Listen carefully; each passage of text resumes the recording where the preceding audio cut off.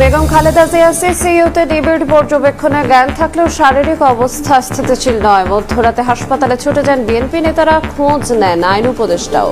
চলতি মাসের দ্বিতীয় সপ্তাহেই জাতীয় নির্বাচনের তফসিল ঘোষণা করবে ইসি। ভোটের প্রস্তুতি এগিয়ে নিতে চলছে তৎপরতা। সোমবার দুপুরে নির্বাচন ভবনের সংবাদ সম্মেলনে কমিশনের সিনিয়র সচিব আক্তার আহমেদ জানালেন, 31 অক্টোবর পর্যন্ত তালিকাভুক্ত হওয়া সবাই আগামী নির্বাচনে ভোট দিতে পারবেন। তবে আইন অনুযায়ী কমিশন যে কোনো ব্যক্তিকে যে কোনো সময় ভোটার তালিকাভুক্তির সিদ্ধান্ত নিতে পারেন। নির্বাচন ঘিরে নতুন জোট গঠনের দৌড়ঝাঁপ। বিএনপি ও জামায়াতের মোর্চা দৃশ্যমান আবির্ভাবের অপেক্ষায় আরো দুটি। দ্বিধাদ্বন্দ্বে এনসিপি, তফসিলের পর আসন সমঝোতার আশা। আরও একটি নতুন নিউজে আপনাদেরকে স্বাগতম। দর্শক, বর্তমান বাংলাদেশের রাজনীতিতে সর্বশেষ যেই পরিস্থিতি তৈরি হয়েছে তার ওই আলোকে বেশ কিছু নিউজ নিয়ে আমরা হাজির হয়েছি।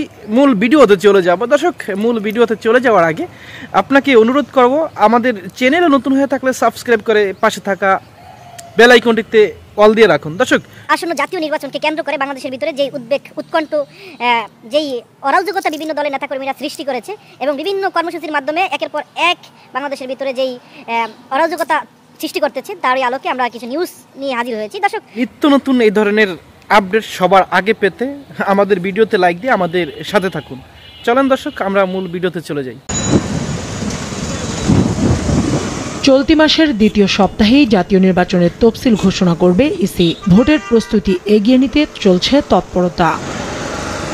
সোমবার দুপুরে নির্বাচন ভবনের সংবাদ সম্মেলনে কমিশনের সিনিয়র সচিব আক্তার আহমেদ জানালেন, 31 অক্টোবর পর্যন্ত তালিকাভুক্ত হওয়া সবাই আগামী নির্বাচনে ভোট দিতে পারবেন। তবে আইন অনুযায়ী কমিশন যে কোনো ব্যক্তিকে যে কোনো সময় ভোটার তালিকাভুক্তির সিদ্ধান্ত নিতে পারেন। আমার জানা মতে না, পারতে পারেন যদি কমিশন সিদ্ধান্ত দেয়। আইনগত আছে। নতুন দল নিবন্ধনের বিষয়ে এখনো চূড়ান্ত সিদ্ধান্ত হয়নি উল্লেখ করে সচিব জানান, প্রবাসীদের ভোটদানের নিবন্ধনের সময়সীমা 1 সপ্তাহ বাড়ানো হয়েছে। 25শে ডিসেম্বর পর্যন্ত আরও 1 সপ্তাহ বাড়ানো হয়েছে। এদিন নারায়ণগঞ্জে এক কর্মশালায় কমিশনার আনোয়ারুল ইসলাম সরকার জানান, সবার জন্য লেভেল প্লেইং ফিল্ড নিশ্চিত করা হবে।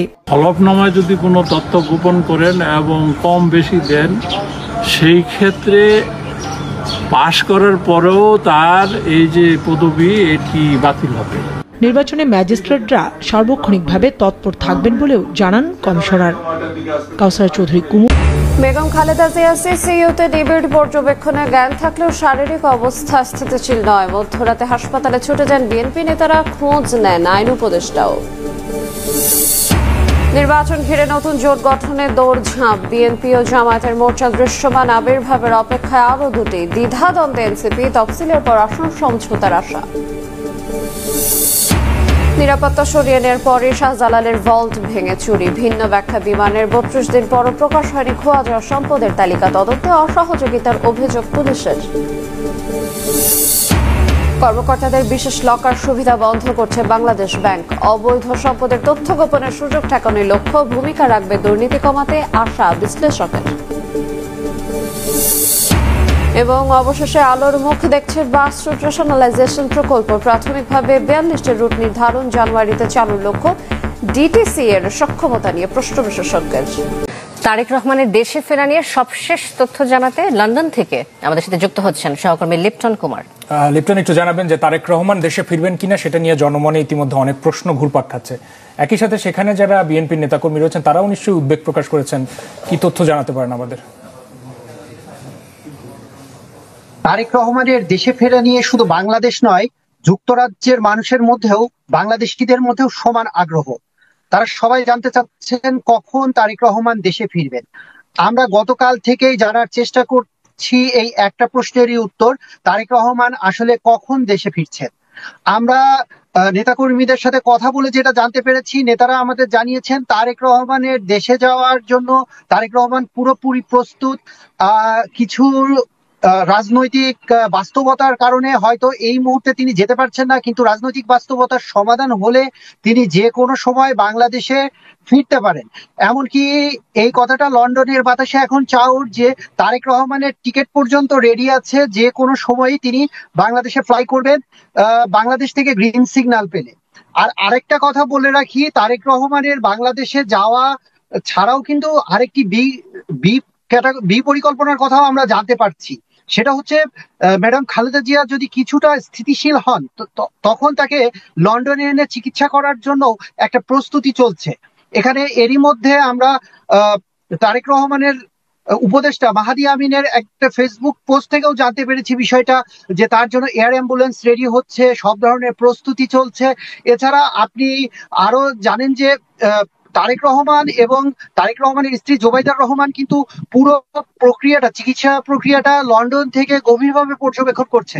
আপনাকে আরেকটা তথ্য জানিয়ে রাখি, বেগম খালেদা জিয়ার যে চিকিৎসা দল 3টা দেশের, যুক্তরাজ্য, বাংলাদেশ আর যুক্তরাষ্ট্র, 3টা দেশের চিকিৎসকরা তার চিকিৎসা পরিচালনা করছে, কিন্তু পুরো চিকিৎসাটার সমন্বয় করছেন জোবাইদা রহমান। তো এখান থেকে আর কালকে যখন তারেক রহমান পোস্টটা দিয়েছিলেন তখন লন্ডনের সময় রাত ছিল 3:30। আমি সকালে কয়েকজন নেতাকর্মীর সাথে কথা বলার চেষ্টা করেছি, তারা বলছেন মায়ের সুস্থতার জন্য, মায়ের খোঁজ খবর নেওয়ার জন্য তারেক রহমান সারা রাতই প্রায় জেগেছিলেন। তিনি সব সময় মায়ের খোঁজ নিচ্ছেন এবং বাংলাদেশে যাওয়ার জন্য মুখিয়ে আছেন।